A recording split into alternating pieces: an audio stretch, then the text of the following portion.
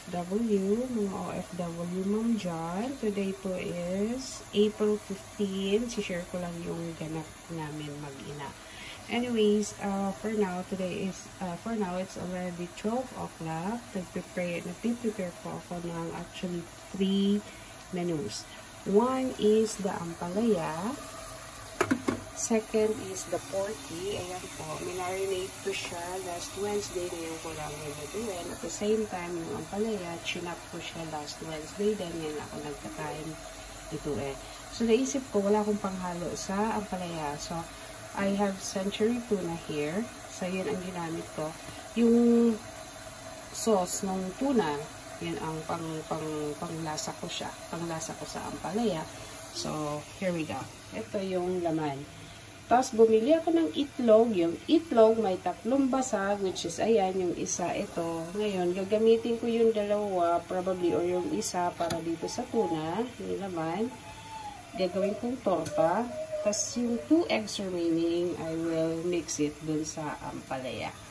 So, yun po.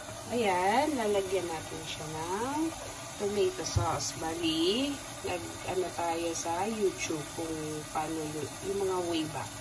So, more on YouTube tayo kasi di naman tayo madunong magluto. So, try lang ba?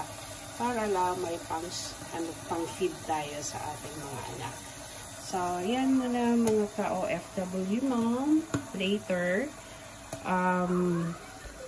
ipakita ko sa inyo yung finished product, which I think, okay naman siya sa atin. Or sa amin. Kasi kami naman nagkakain. Char. Yun. And one more thing is, hindi po ako gumagamit ng seasoning.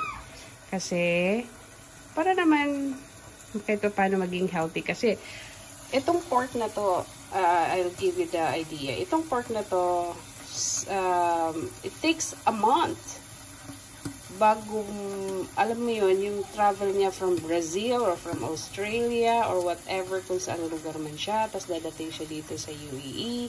Ngayon, ilang buwan siyang may i-stock. Ikaw naman na end user, bibilhin mo ngayon, minsan i-stock mo pa rin. So, matagal na siya. So, ang ginawa ko, pinakuluan ko muna siya. After kong pakuluan, saka ko minarinate doon sa toyo na may 7-up. Tapos may pepper, kung ano-ano pang mga ano to, yung paprika, yung mga ganyan. So, ayan. Lagyan natin ng tomato sauce yan later. Cheers!